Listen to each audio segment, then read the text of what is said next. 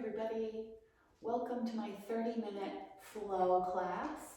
We're going to focus on the glutes today. We've only got 30 minutes together, so let's get started right away. Come on to all fours, right? Go ahead, and if your knees are sensitive, go ahead and pad your knees. Take your wrists underneath your shoulders. Put your knees underneath your front hip bones, right? And then breathe in and come into cow pose. You can lift your chin a little bit. Don't really draw it too far forward because I think that bugs the neck. Lift the sitting bones a little bit. You should feel this is a little bit of a back bend, right? And then go ahead and do the opposite. Draw your chin in towards your chest, tuck your tailbone underneath you, and really spread across your shoulder blades. Now, let's move at the pace of the breath, okay? So the inhale is cow pose, and the exhale is cat pose. Right? And let your breath tell you when to move next. Inhale, cow, wait for the exhale, and move to cat. Right? Do that 2 more times. Right? Really focusing on linking the breath and the movement together. And when we do that on the mat, the practice becomes more meditative. And this is this is called Beetleasana, the linking of cat and cow, and it's a wonderful way to warm up the muscles at the front of the spine and at the back of the spine, just creating a little bit of movement. And the other thing we can do is take C curves with the spine, where you draw your hips to the left and look to the right, and then do the opposite, draw your hips to the right and look to the left, hips to the left, look to the right, hips to the right, look to the left. And then come back to center. Right, take your hands a little further forward on your mat, looking at your wrist creases and making sure that they're exactly parallel to the short edge, to the front edge of your mat. Hands shoulder distance. If your shoulders are tighter, turn out your fingers just a tiny little bit. Tuck your toes under and lift into Adho Mukha Svanasana, downward facing dog. Go ahead and move it around a little bit, right? Bend one knee and the other, right? Really focus on pushing down right at the base of the thumb and right at the base of the index finger. That's your strongest point of contact. And then when you press down there, hug your outer upper arms in. You should feel this around the shoulders. Good. If you feel like your spine rounds in down dog, much like cat pose, go ahead and bend your knees a little bit. It should help you find more length in your spine. Good. Shake out your head a little bit. Yes and no. Just make sure that there's no tension in the neck. And then just like we move between cat and cow, let's move between down dog and plank. So the inhale is going to bring you forward into plank pose. Your shoulders will be just a hair ahead of your wrists. Your legs are very active. Your gaze is a little bit forward, right? When you exhale next, move back into down dog, right? So it's inhale, forward, plank pose. Adjust your feet if you need to so that your shoulders are just a hair ahead of your wrists. And then exhale, down dog, right? 3 more times like that. Make sure you try to catch your hips at about shoulder height when you come into plank pose.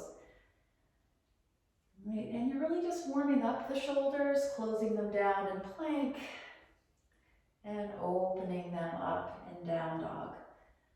Right, the movement is really initiated very much by the core. Right, so you try to keep that engagement of the core between the two, and especially when you come into plank, there's this tiny little tuck of the tailbone, which you should feel more engagement through the lowest belly muscles when you do that, like you were zipping up the tightest pair of pants you own. Let's everybody come forward into plank, right? If you need to adjust your feet a little bit, look a little bit forward. And now you can always do plank on your knees, right? Or you can keep your knees up. We're gonna go all the way down onto our bellies, right? Forehead to the floor. Arms by your sides, flip your palms to face the floor. Go ahead and lift your forehead and lift the fronts of your shoulders and your hands away from the floor. And then lift your feet, spread your toes. So yes, you're lifting up, but you're also trying to create length in the spine by drawing your chest forward and pushing the big toe mound of each foot back. And when you push the big toe mound of each foot back, there's almost a lengthening action through the inner leg. Can you hold this for 10? Draw your shoulders away from the floor. Squeeze your shoulder blades together like you were trying to squeeze a pencil between your shoulder blades. Good, another 5. Push through the big toe mounds.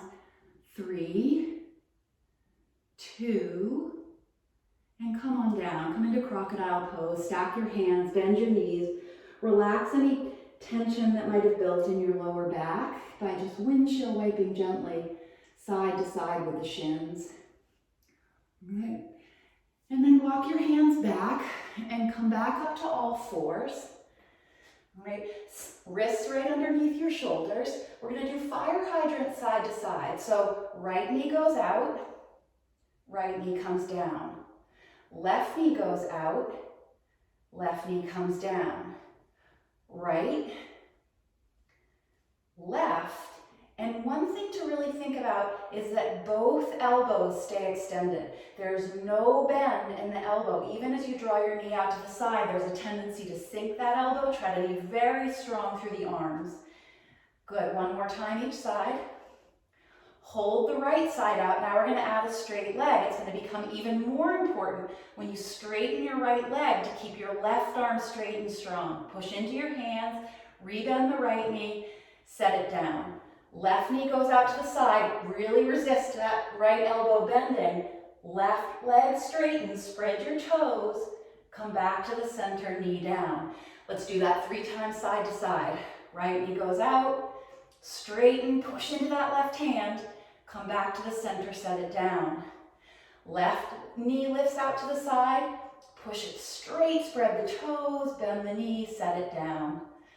Right, straight, spread the toes, knee down. Lift the left knee, press the leg straight, bend the knee, set it down. One more time, straight that leg, yes. Knee down, left knee goes out to the side, push the left leg straight, spread the toes, bend the knee, set it down, take cat and cow. All right, do that a couple of times. Sometimes it's hard to do these poses and talk at the same time. I do my best. All right, so we're gonna do this one more time, we're gonna add on. All right, right knee goes out to the side, hold it. Straighten the leg, we hold here for 3. Can you look at your right toes and spread the toes? Feel that right glute working hard and keep pushing into that left hand and then land the foot down. Right, walk your hands back. So this is called gate pose. Right, and from here, just take a side bend. Let that right arm drape down the right leg, lift up with that left arm and feel a nice stretch through the left side body. Right, now from here, come back up. Take your hands into your back pockets, draw your elbows in towards each other, and come into what would be kind of like a half camel pose. Lift the chest, squeeze the elbows in, take a big breath in, come back up. Now your left hand's going to come out to the side. So I like to do this with my block underneath my left hand for a little bit more lift. You could choose to do that as well. Right leg comes out to the side. Right arm can come up to the ceiling, or you can just hold your hip, right? Look at those right toes. You're going to draw 5 circles clockwise with your right foot, right? So I've got 3 more. Tiny little circles, not huge ones, just little ones. And then you hold and you reverse it 5 times counterclockwise, right? And notice where you feel the engagement in your body as you do this. Push the floor away from you like you always do. Good, set that foot back down, come back up, hinge at your hips, hands down, take that right leg behind you, right? Right leg stays up, bend the right knee, try to keep the sole of the right foot, try not to open like you just were in fire hydrant, knee points straight down, and we do 10 pulses. They do not have to be big. That right foot is flexed, both arms are straight, right? And you just pulse up and down. Right, and what muscles do you feel firing up, right? Every time you do some kind of even the smallest action, right, muscles have to ignite. So what muscles are working in your body right now? Good, take that knee down. Take your knees a little further apart and press back into a child's pose. Reach your fingertips as far forward on your mat as you can. And I love coming onto the tips of my fingers And then hugging my outer arms in, sending the glutes way, way back if you can, and maybe even just the tiniest little tuck of your tailbone. Take 5 rounds of breath. The more you can reach your fingertips forward, the more length you can get in the side body. This is a rather active child's pose. Again, we only have 30 minutes together, so we're going to keep the action level high here. All right. And sometimes when I'm in child's pose, just the tiniest little rock side to side feels good to release the glutes.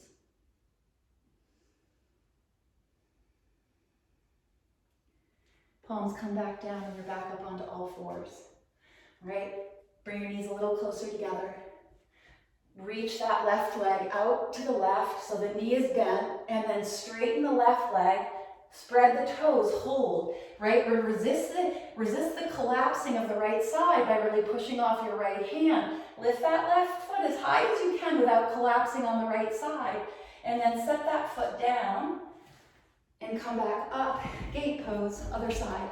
Right, so the sole of my foot, the outside edge of my left foot is pretty much parallel with the long edge of my mat.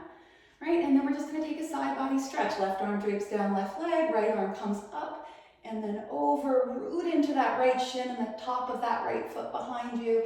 Tailbone is just a touch heavy. Take one more big breath in. And come back up, put your hands in your imaginary back pockets. Right, squeeze your elbows in. A version of half camel pose, right? And lift your chest.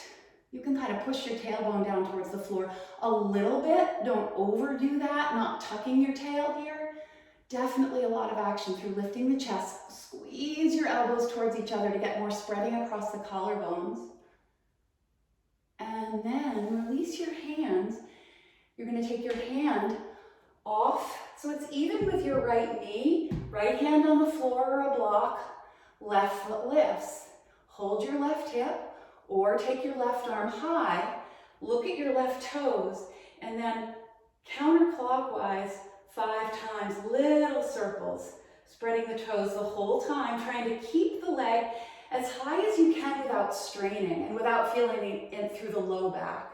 And then you reverse, and then it's 5 times clockwise. Again, you can hold your hip, because mostly we're focusing on the legs here. Keep pressing the floor away from you, though that will brighten up the whole pose. Hold, foot comes down, come back up. Hands down, left leg up behind you, bend the knee, flex the foot. These are little movements, right? And then 10 times, little pulses, so that the sole of the foot is pretty much parallel to the ceiling. You're not opening your left knee to the left. If you looked back at your left knee, it would be pointing down towards the floor, right? We've got another 4, 3, 2, 1, and then come on back, downward facing dog. All right, pedal it out a little bit, bending one knee and bending the other. So trying to squeeze the alternate heel down towards the floor so you can get a full stretch through the back of the leg. And then take your feet a little wider apart, and we'll do those Egyptian feet where you're gonna let both heels rock to the right. So you're on the outside edge of your right foot and the inside edge of your left foot. Push off your left hand, especially, and press your hips back. And then come back to the center, both heels to the left. Push off your right hand especially, but really both hands are involved as you use your arms to send your hips back. See where you feel it stretch. And then come back to the center. And you can just pedal it out, or you can go side to side in Egyptian feet a couple more times.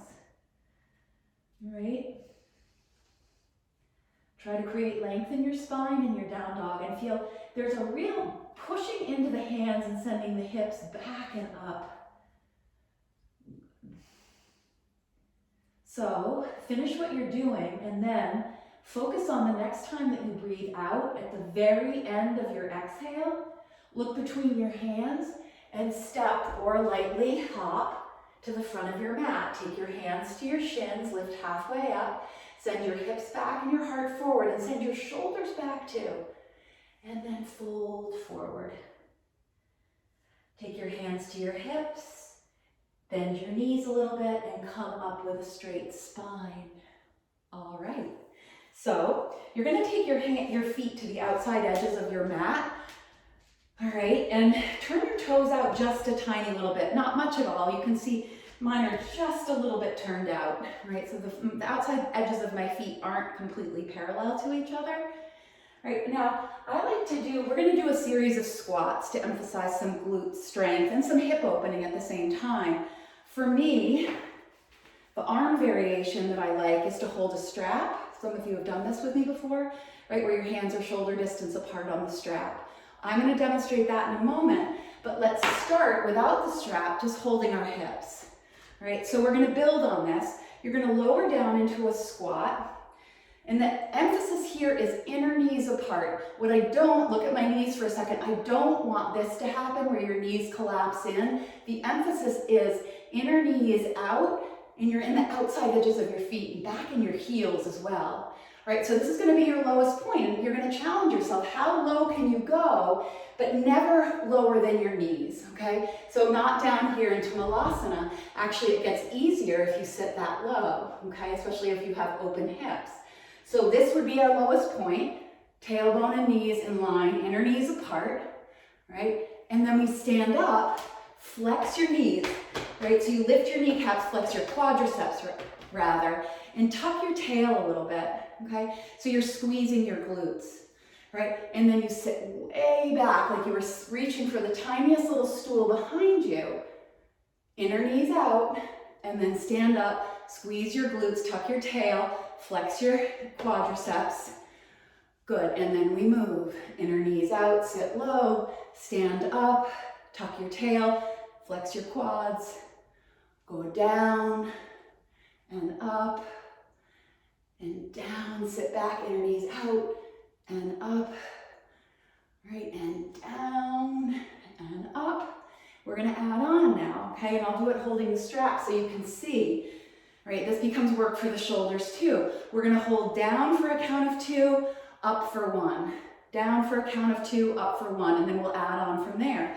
All right, so sitting to that lowest point, inner knees out, so you really think about getting into the outside edges of your feet, so the knees are out, weight is back in your heels, arms frame your ears, so if you're holding the strap, I'd rather you hold your hips than let this happen.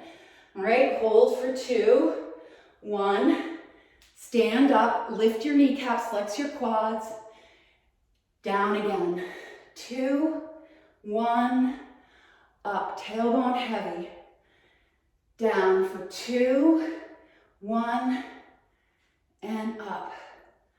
Down for 2, are those inner knees pulling apart? 1, and up. Sit back again for 2, 1. Now we're gonna add 1 more, so we're 3, and then up and release. Tuck your tail, lift your kneecaps. Good, and then we're here for 3, 2, lift those arms if you're holding the strap, push up and come up. Good, for 3, 2, 1, press the floor away, lift up. Now for 4, hold, inner knees apart, tailbone back, lift those arms. 1 more, and then come up. All right, sitting back, 4, 3, 2, 1, up. Did I cheat on that one? Yes. All right. Again, 2 more times. 4, 3, 2, push off the floor, come up for 1, go right back down for 4, inner knees apart, 3, outside edges of the feet, 2, in the heels, lift the arms, and then come up. All right, enough of that. Although if you want to pause me here and do a bunch more of those, be my guest. You're going to use your 2 blocks for this next one. All right, so from here, hands on the highest side, blocks on the highest side with your hands on your blocks. I'm going to clear my path around me. All right, so from here, and can I just say quickly that instead of blocks, I have a chair over here too. You could put your hands on the seat of a chair. And if you have low back issues, I highly recommend that the higher your hands are for this next one, the happier your low back will be, okay? So that you're not rounding like this, reaching for the blocks, but rather up a little higher would be good, okay? So from here, stand on your left foot, Reach your right foot behind you. Okay, from here, you're going to soften the standing knee, keeping that left knee in this case in line with the third toe, and you're going to reach way out with that right foot. Send your left sitting bone back. Keep making sure that left knee is tracking in line with that middle toe, and then come back up to your standing split, and take your right foot down, take your left leg up, push off the floor. From here, a little bend in the right knee, keeping that right knee in line with your third toe. Reach way out to your right. Push off the right foot, come back up, and then the foot comes down. We do that side to side, so it's like a little curtsy flow, but with a big emphasis in the legs and hips, and boom. All right, right leg high, standing split. Bend the standing knee, reach way out to the side, but watch where that left knee is tracking. Come back up, lift, lower, standing split, bend the knee, reach way out. So it's a version of a curtsy. Push off your standing foot, lift the leg high, little pulse at the top, and then the left foot comes down. Right leg high, bend the standing knee, reach way out, push, lift, pulse at the top, other side. Left leg, little bend, a lot of reach out to the side. Watch where that standing knee tracks, because you need that standing foot to help lift that other leg up, pulse at the top, and lower. Again, lift, bend standing knee, reach way out to the side, push off your standing foot, lift, pulse, lower. One more time. Reach, bend, reach way out to your right, root into that right heel, lift the left heel, pulse, and stand. Good. Hands to your hips, bend at the knees, and come up. All right? So, this is where I will have you guys pause, maybe, and take, if you want to take a few rounds of sun A's, just to kind of rinse that out, you can take a few rounds of sun A's. Just, I don't know, these days sometimes it's nice to just move, right? So moving at the pace of your breath.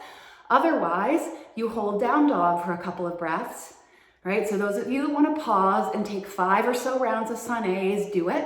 Could be sun B's too. And then we'll all meet in down dog. All right, so when you press the play button again, we'll all be in down dog.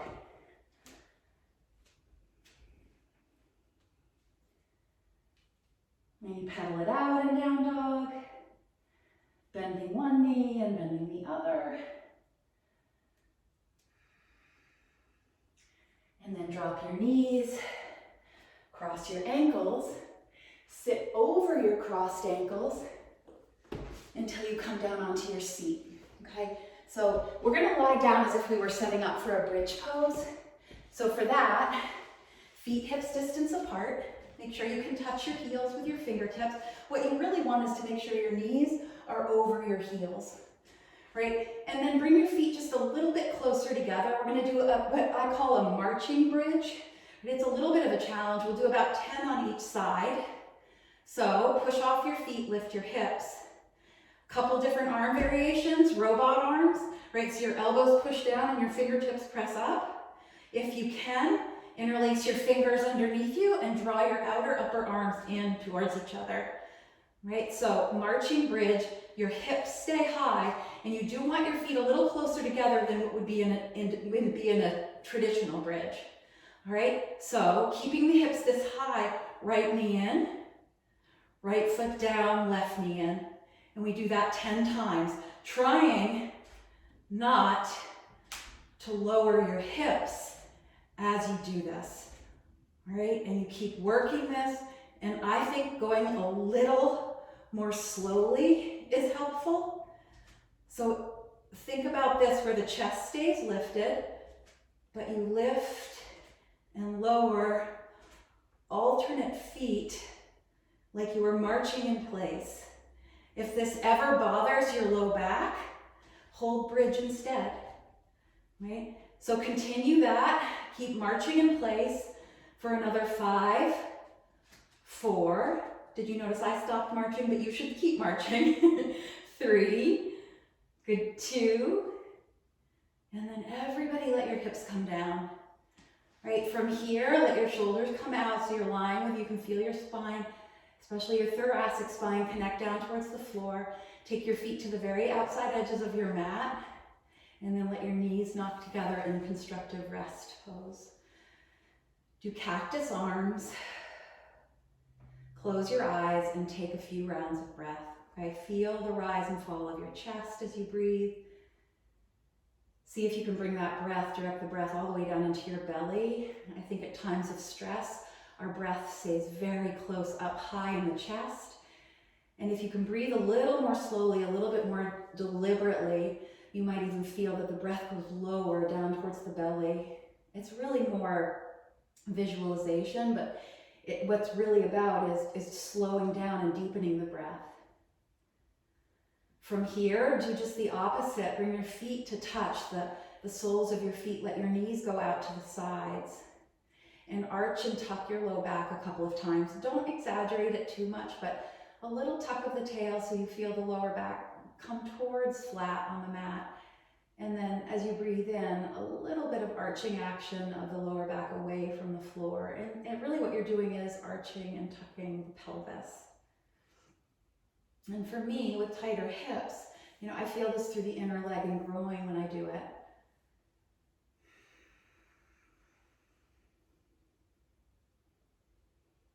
And after you've done that a few times, you can put your feet back down on the floor, take your right knee over your left.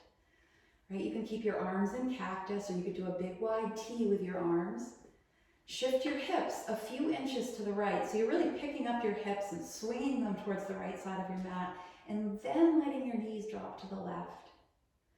So in this twist, I like to take my right arm over my head, reaching it towards the floor, towards the wall behind me, but letting the arm be on the floor. For me, I get a nice opening through the side body.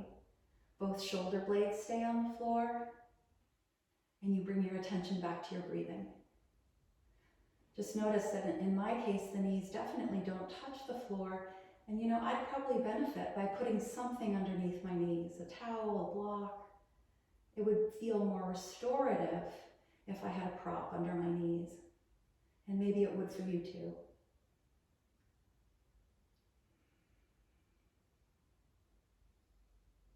Take one more round of breath. And then come back to the center. Recenter those hips. All right, and before you go to the other side, just take a round of breath. It might feel good to windshield wipe a little bit from side to side, just to release something, some grippiness, and then it's going to be left over right. Hips shift to the left, knees drop to the right, arms in cactus, and you breathe. Maybe that left arm reaches towards the wall or windows behind you, and you stretch the left side body out a little bit. And feel your body getting heavier with every exhale. It's as if every time you exhale, you're giving your body and your muscles, everything, this opportunity to let go.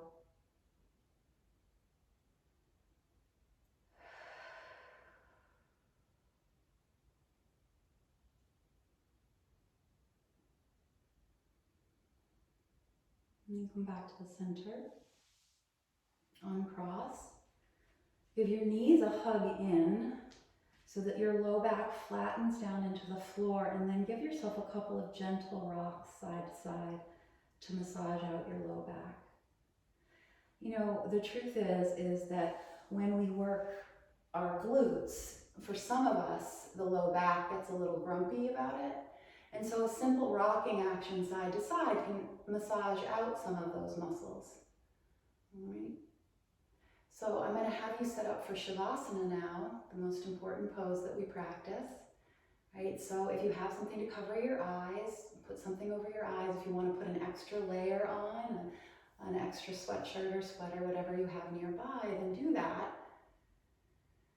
And then spend a few minutes in Shavasana. Yeah, it might be distracting in your house. You might hear noises, but keep coming back to the rise and fall of your breath. The rise and fall of our breath is very, very anchoring for us. So keep coming back to that. Right, so I'm gonna leave you. Right, so lie here quietly. I'll count you out. I hope you enjoy a very restful Shavasana, a well-deserved Shavasana.